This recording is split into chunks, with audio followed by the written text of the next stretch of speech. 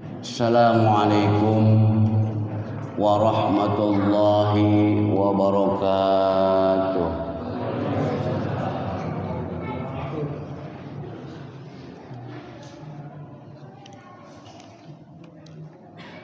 Di samping tapi gak pakai sempak, ke kuping tapi kurang kompak. Assalamualaikum warahmatullahi wabarakatuh.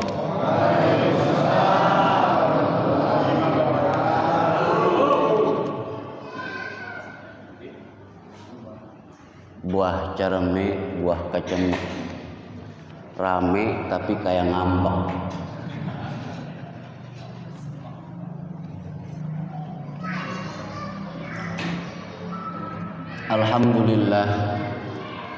Alhamdulillahilladzi arsala rasulahu bil huda wa dinil haqq liyudhhirahu 'ala dini kulli wa kafa billahi syahida.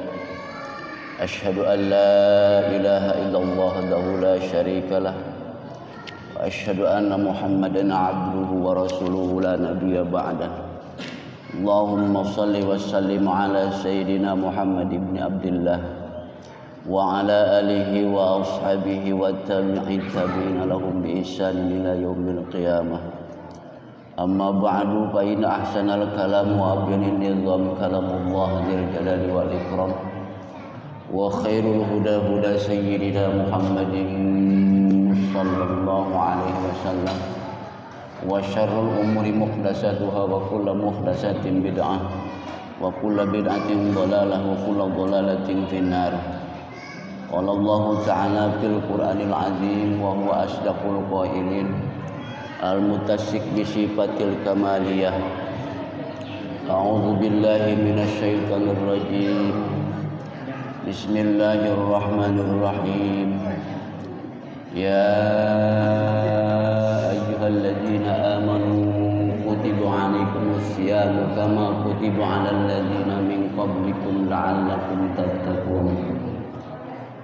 Sadaqallahul azim wa balagha rasulul habibul karim wa nahnu ala dzalika minasy syahidin wasyakirin walhamdulillahi rabbil alamin.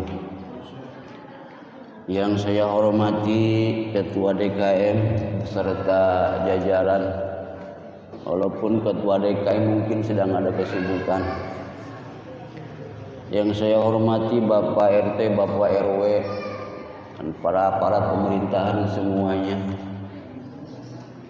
Bapak-bapak yang hadir, ibu-ibu yang hadir, yang saya hormati.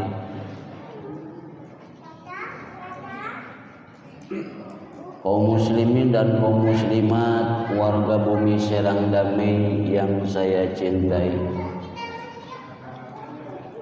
Pertama, marilah kita panjatkan puja dan syukur kita ke hadrat Allah Subhanahu wa taala. Alhamdulillah, pada kesempatan ini kita bisa berkumpul di Masjid Al-Mizan dalam rangka untuk menjelang buka puasa. Ini minggu pertama. Minggu pertama buka puasa di Masjid Al-Mizan di hari Minggu.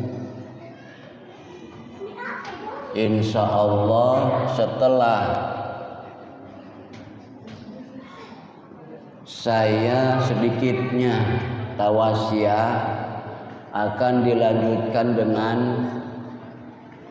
paparan LPJ tentang masalah pembangunan atau rehabilitasi pembangunan Masjid Al-Mizan yang akan dibawakan oleh Ketua Pembangunan, yakni Bapak Haji Hartono. Paling saya tawasiyah tentang masalah sedikitnya keutamaan Ramadan hanya sekitar sejam setengah. LPJ nggak kebagian. Ya paling jam 5 kurang 30.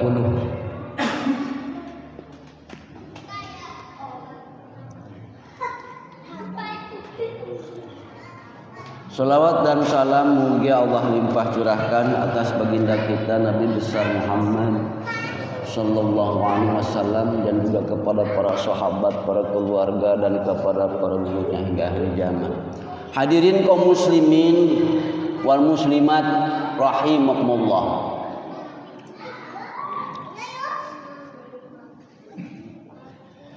Di minggu pertama ini saya kebagian tentang masalah harus mengisi menjelang buka puasa. Tadi saya disebut Bapak Ustadz. Jadi rasanya sungguh sangat luar biasa ini Bapak Ustadz nih. Bapak Ustadz berada di hadapan bapak-bapak, di hadapan ibu-ibu. Padahal yang disebut Bapak Ustadz itu harus punya profesi yang sangat luar biasa. Yang pertama punya titel setidak-tidaknya SE, SAG, sarjana agama, baru disebut Ustadz. Kalau ini sarjana apa? SPL, PT Spring Panel, yang berada di samping rumah saya. SPL. Jadi kayaknya tidak wajar disebut Ustadz ya, karyawan SPL. Setidaknya Ustadz itu adalah SAG.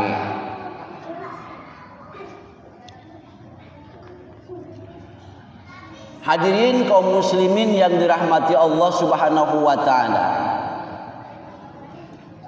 Di dalam bulan Ramadan ini adalah bulan yang sangat istimewa, bulan yang sangat penuh keberkahan, bulan yang sangat penuh dengan ampunan.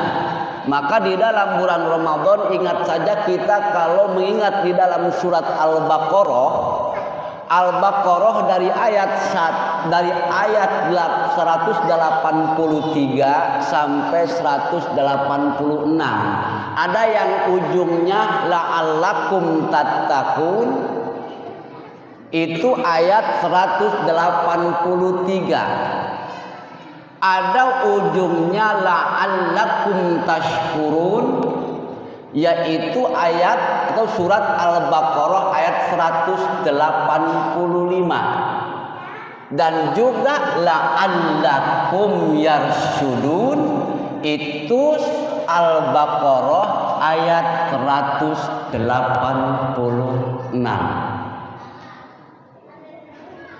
Kalau kita mengingat terhadap ujung-ujung ayat tersebut, jadi kita puasa ini agar la'allakum tattaqun, supaya kamu menjadi orang yang bertakwa.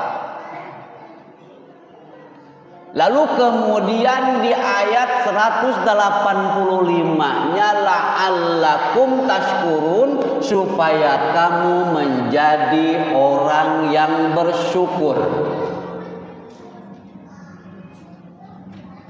Lalu kemudian la'allakum yarsyudun di dalam ayat 186, supaya mereka mendapatkan petunjuk yang benar. La'allakum yarsyudun.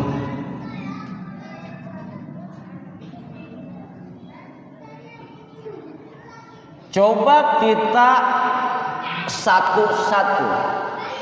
Yang pertama, ya ayyuhalladzina amanu kutiba alaikumus siyamu kama kutiba alal ladzina min qablikum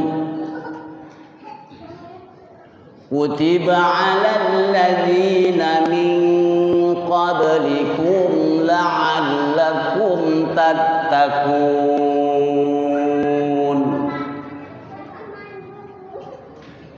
Wahai orang-orang yang beriman,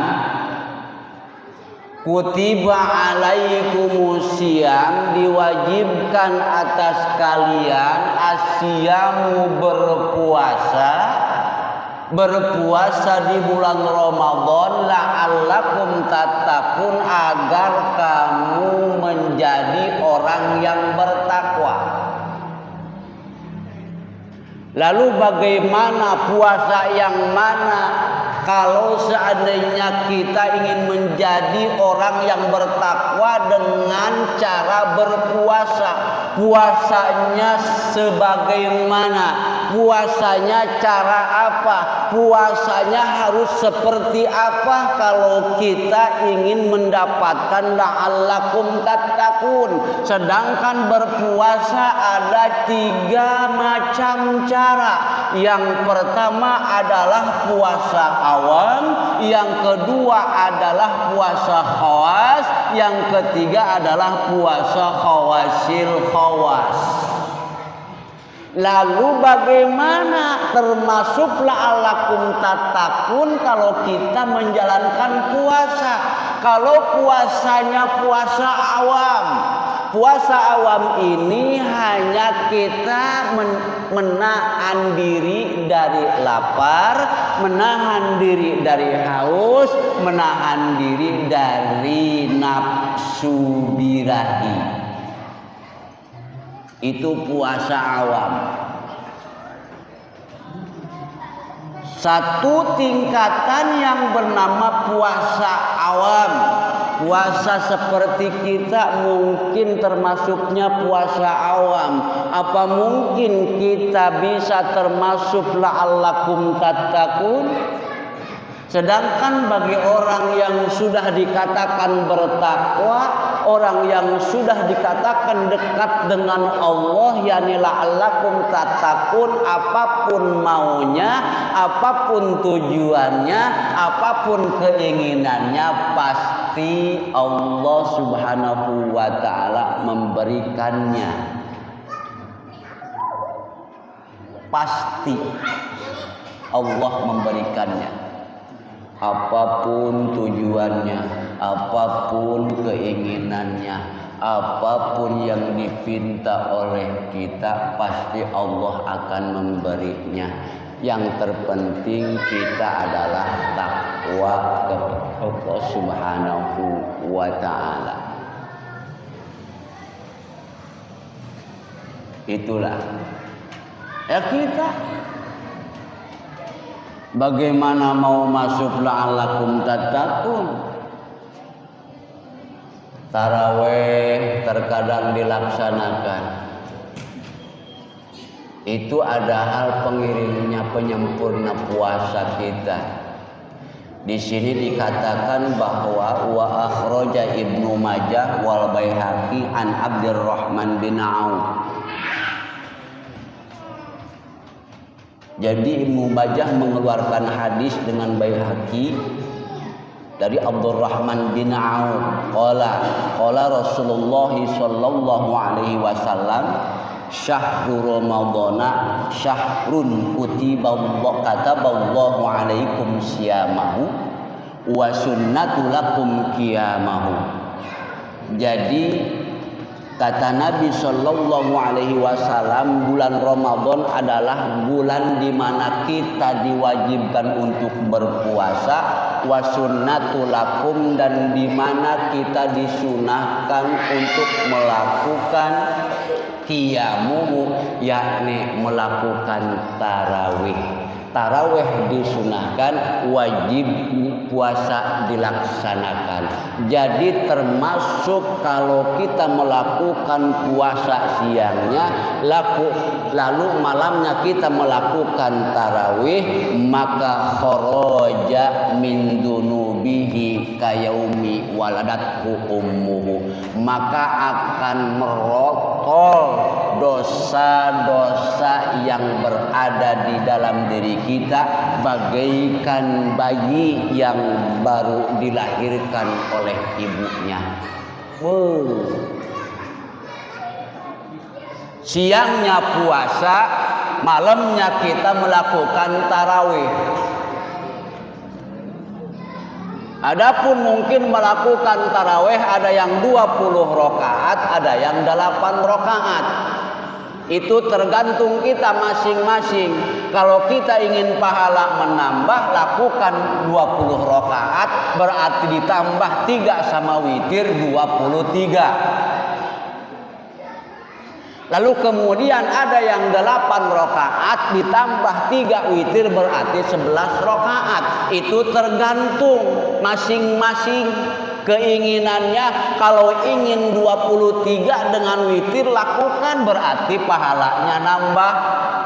Kalau ingin 8 rakaat ditambah 3 dengan witir 11 rakaat, berarti kalah sama yang 23. Tergantung milihnya. Tidak dilarang mau 23, mau 11 rakaat, itu tergantung. Oh, kalau kita ingin pahalanya lebih besar, karena jumlah rakaatnya lebih banyak, tidak mungkin Allah tidak memberikan pahala kepada orang yang lebih banyak. Tidak mungkin. Iktikaf kita lebih banyak di masjid.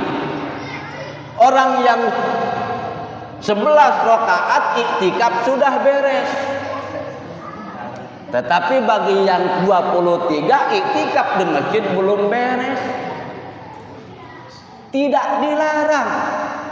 Mau 23, mau 11, itu tergantung hatinya masing-masing. Oh, saya ingin pahalanya rada lumayanlah di bulan Ramadan untuk meningkatkan kualitas pahala, karena pahala di bulan Ramadan itu dilipat gandakan oleh Allah Subhanahu wa taala. Saya manfaatkan waktu ini dengan ikhlas, dengan ridho, insya Allah. Maka di sini kalau kita siangnya melakukan puasa, malamnya melakukan taraweh, maka kharajat min dunubihi kayaumi waladathu ummuhu, maka insya Allah dosanya akan diampuni, dosa-dosanya akan keluar. Bagaimana kita seperti bayi yang baru dilahirkan dari rahim ibu kita.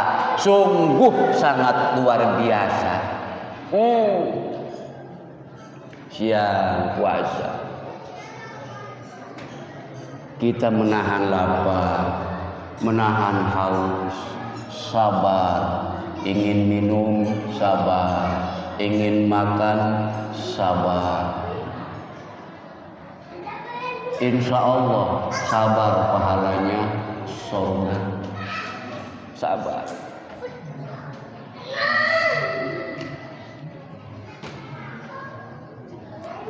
Barang ketika kita kadang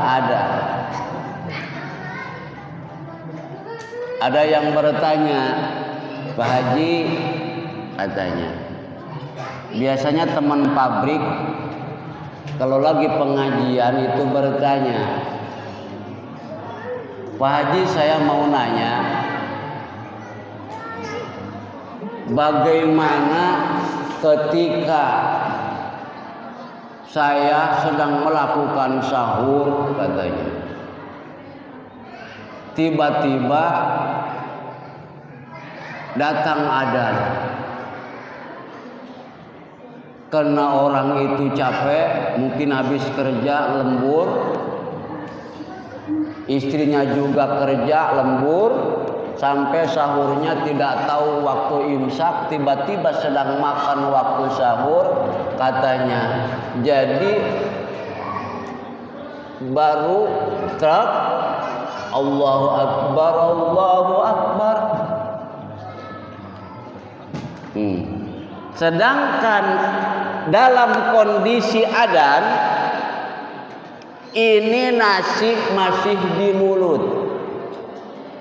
Bagaimana itu hukumnya Pak Haji kalau ditelan? Sedangkan nasi belum sempat ditelan, baru dikunyah, lalu kemudian payatna adzan subuh. Allahu Akbar, Allahu Akbar. Jawab saya, ketika sudah adzan, apapun isinya di dalam perut, mau itu enak, mau itu pahit, setelah payatna adzan subuh Allahu Akbar, muntahkan.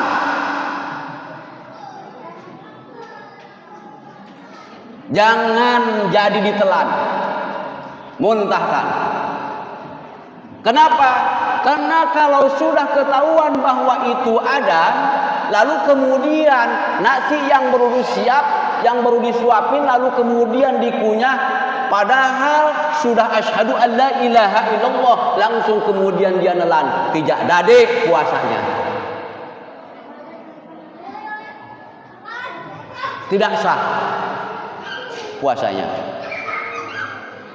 Makanya Imam Syafi'i memberikan isyarat bahwa sebelumnya diberikan imsak. Imsak itu adalah kalau menurut kita lampu kuning, persiapan kalau bagi orang yang santai, Bu.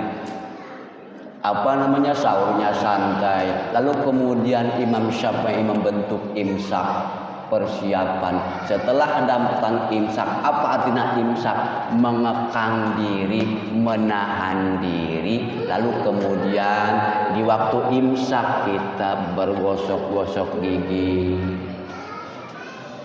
Itu persiapan. Jangan sampai ketika waktu adzan masih ada makanan di dalam mulut. Itu.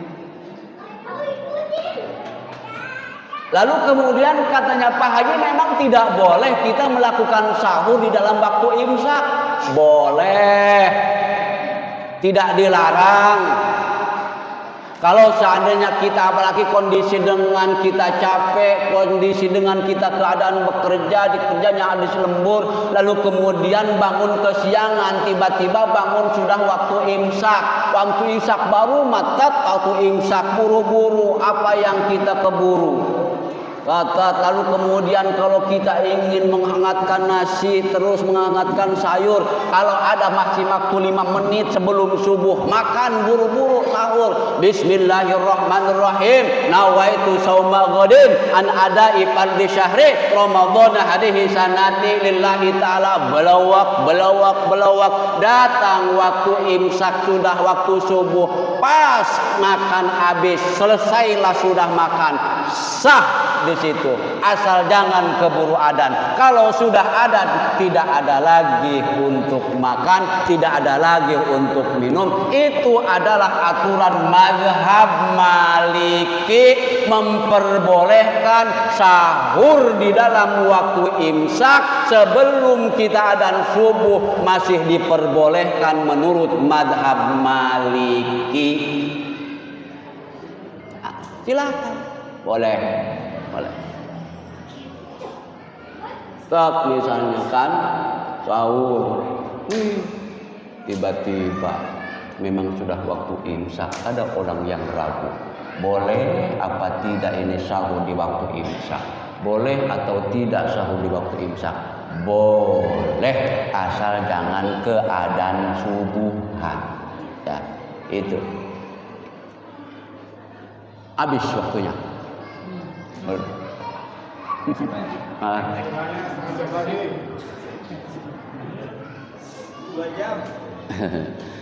Hadirin kaum muslimin yang dirahmati Allah Subhanahu wa taala.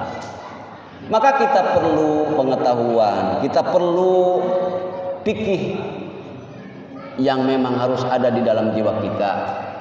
Karena itu adalah semuanya ada di dalam fikih, tentang masalah pembatalan puasa, tentang masalah aturan imsak ini adalah ada di dalam fikih. Maka di sini guru dengan murid bertentangan, berbeda masalah. Karena Imam Maliki ini adalah gurunya Imam Syafi'i. Tetapi berbeda dalam fikih, tetapi perbedaan ini tidak menjadi penghalang, bahkan ini menjadi rahmat dari Allah Subhanahu wa taala. Jadi Imam Maliki ini gurunya Imam Syafi'i. Jadi Imam Syafi'i pernah berguru kepada Imam Maliki. Jadi Imam Maliki memuji besar kepada Syafi'i. Kata Imam Maliki, saya baru kali ini menemukan murid seperti ini. Cerdasnya sangat luar biasa, kemampuan ingatan sangat luar biasa, otaknya sangat luar biasa, kata Imam Maliki gurunya. Memuji kepada Imam Syafi'i. Kenapa? Karena Imam Syafi'i ini adalah umur 7 tahun dia sudah ngelotok Al-Quran. Umur 7 tahun Imam Syafi'i sudah bisa menghafalkan Al-Quran, dan umur sekitar lebih daripada 7 tahun dia sudah bisa menciptakan atau menulis kitab yang bernama Kitab Mu'attah. Itu adalah Imam Syafi'i. Maka disebut murid yang paling cerdas oleh Imam Maliki. Imam Syafi'i itu adalah keberadaan di dalam perutnya itu, hamilnya itu adalah 4 tahun baru dilahirkan. 4 tahun di dalam perut baru bisa keluar dari rahim ibunya. Itu adalah Imam Syafi'i. Berarti di dalam perutnya pun dia sudah bisa membaca Al-Quran kali ya. 4 tahun di dalam tubuh, di dalam perut. Kami belajar. Mungkin belajar di dalam perutnya Imam Syafi'i. Makanya mencari ilmu itu bukan sekonyong-konyong dianggap seperti biasa. Mencari ilmu biasa-biasa saja hukumnya. Padahal mencari ilmu agama itu adalah wajib. Thalabul ilmi fardhatun. Jadi fardhah itu bimakna mafrudun. Segatnya segat mubalaghah, artinya sangat diwajibkan, sangat difardukan mencari ilmu itu bimakna mafrudun. Wajib, sangat wajib, jangan dianggap sepele, jangan dianggap gampang, jangan dianggap biasa-biasa saja. Padahal orang yang meninggalkan mencari ilmu itu adalah dosa. Kenapa disebut dosa? Karena hukum mencari ilmu itu wajib. Ketika tidak melaksanakan kewajiban yang sudah dibebankan oleh Allah kepada kita, maka berarti itu tidak melaksanakan kewajiban, siap untuk menjadi pertanggungjawaban di akhirat kelak. Karena mencari ilmu wajib, tidak mencari berarti akan mendapatkan dosa dari Allah Subhanahu wa taala. Ketika kita melakukan dosa, mendapatkan dosa dari Allah, berarti kita akan disiksa oleh Allah Subhanahu wa taala. Wajib hukumnya. Maka alhamdulillah di BSD ini, di masjid kita sudah diberi fasilitas tentang masalah siapa yang mau. Fasilitas ustadz diadakan. Mau tajwidnya diadakan, tahsin diadakan oleh DKM. Maka kita sebagai warga seharusnya harus merasa senang, merasa gembira. Kita tidak akan pergi ke jauh, tidak usah jauh-jauh mencari ilmu, cukup di masjid kita. Setiap malam Sabtu nanti atau hari Sabtu di bulan Ramadan ini ada yaitu yang namanya tahsin. Ngaji tahsin, pembenahan tentang masalah makhraj huruf, pembenahan tentang masalah ikhfa dan idgham. Yang terpenting di dalam kita ini adalah makhraj huruf kita yang harus benar-benar. Ketika kita kalau tidak bisa makhraj huruf, adzan pun kita akan salah. Adzan akan salah kalau tidak dikuasai makhraj hurufnya. Maka perlu kita melakukan tahsin. Adzan, aturan hak kecil jadi hak besar. Hayya 'alal falah. Hak kecil hak besar. Hayya 'alal falah. Hak besar jatuhnya. Kalau kita tahu makhraj huruf hayya 'alal falah,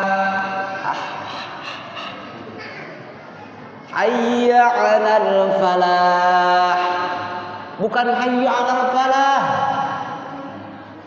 Qad qamatis shalah, qad qamatis shalah, atau hayya 'alas shalah, hayya 'alas shalah, hayya 'alal falah, hayya 'alal falah. Jangan hayya 'alal falah, hayya 'alal falah. Kalau kita tidak ngaji tajwid makhraj huruf, itu suara speaker bukan kedengaran dari BSD saja, keluar BSD kedengaran. Kok di BSD adanya ashadu bukan ashadu, ashadu, hak kecil, hak besar. Ashhadu an la ilaha illallah, ashhadu an la ilaha illallah, wa ashhadu anna Muhammad. Jangan muham, muham, jangan muham. Kalau muham hak besar, kalau muham hak kecil. Wa ashhadu anna Muhammadan. Jangan muham, Muhammadan, Muhammadan. Maka kesempatan ini selalu ada diberikan kepada kita oleh DKM supaya kita makhraj hurufnya terlatih. Makhraj huruf dalam penyebutan per huruf per kata terlatih. Adan pun bisa kedengaran baik. Ini boro-boro kita baca Al-Quran, adan pun sudah kedengaran lain di hadapan orang lain. Adan pun sudah kedengaran salah. Hayya 'alas shalah. Dianggapnya benar aja karena makhraj huruf tidak diaji. Aturan kan hayya 'alal falah, hayya 'alal falah. Benarkan haknya. Ini di sini saya supaya bapak-bapak bisa membedakan makhraj huruf mana yang ha, mana yang ha, mana yang kho, mana yang ha juga. Boleh kalau kita ngaji apalagi harus benar-benar makhrajnya terlalu. Ini yang harus kita cari. Maka dengan demikian ngaji tasin baru kita sebulan 2 bulan, jangan dianggap langsung kita bisa. Ngaji harus lama, harus lama ngaji mah. Saya dulu di pondok Pandeglang, Al-Quranus Sanusiyah, pondok pesantren Al-Quranus Sanusiyah di Pandeglang, di Kadung Merak, Abuya Sanusi. Kenapa disebut Al-Quranus Sanusiyah? Karena di situ Muammar ngaji qiraatnya di situ, Haji Umaidi ngaji qiraatnya di situ, juara internasional yang bisa membacakan di antara qiraat sab'ah yang diaji di Pandeglang Al-Quranus Sanusiyah.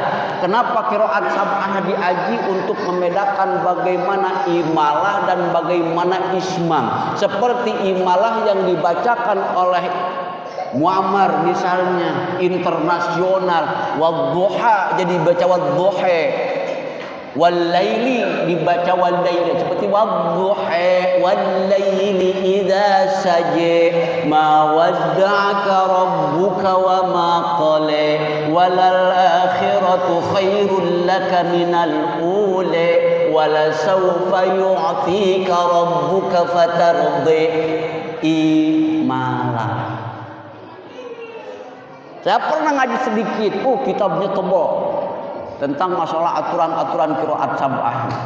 Kok kenapa ini dibaca wadduha? Itu namanya imalah. Seperti qul huwallahu ahad. Bisa qul huwallahu ahad. Lalu kemudian lam yalid wa lam yulad wa lam yakul lahu kufuwan. Lam yalid wa lam yulad wa lam yakul lahu kufuwan.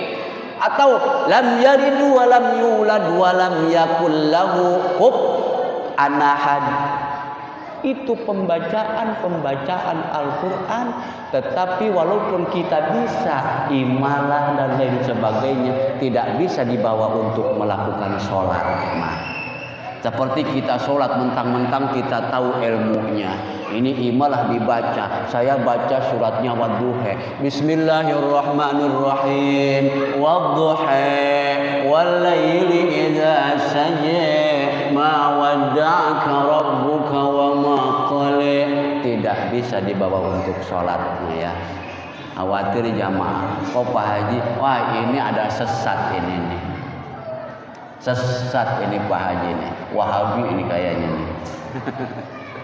2 menit lagi sampai 50. Oke. Itu ya. Makanya dengan demikian jangan kita baru ngaji tahsin 1 bulan ingin dianggap bisa, saya sudah bisa. Jangan. Coba Syekh Darnuji. Syekh Darnuji pernah mengatakan di dalam kitab Ta'lim Muta'alim. Apa kata Syekh Darnuji? Alala tanalul ilma illa bisitatin sa'umbika an majmu'iha bibayanin dukain wa irsin wastibarin wa bulghatin wa irsyadu ustadin wa kuli zamanin.